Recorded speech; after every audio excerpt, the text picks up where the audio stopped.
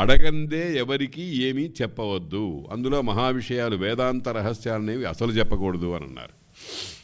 ఏమిటండి, ఎందుకండి అని అంటే, చెబితే అది బూడిదలో పోసిన పన్నీరు అవుతుంది. అవతలవాడు దాన్ని సరిగా వినియోగించుకోడు. వాడికి థర్స్ట్ ఉండాలి, దాహం ఉండాలి, తెలుసుకోవాలి అనేటువంటి విపరీతమైన అత్యధికమైనటువంటి కోరిక ఉండాలి.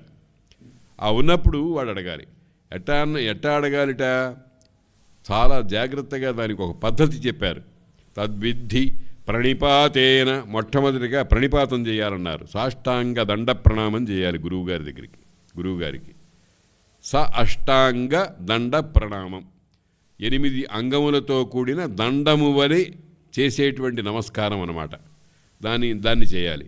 ఎందుకు చేయాలండి? గురువుగారికి ఏమీ ఎందుకంత పొగరు? నాకు సాష్టాంగ దండ ప్రణామం చేయాలి అని ఎందుకు అనుశాసిస్తున్నాడు?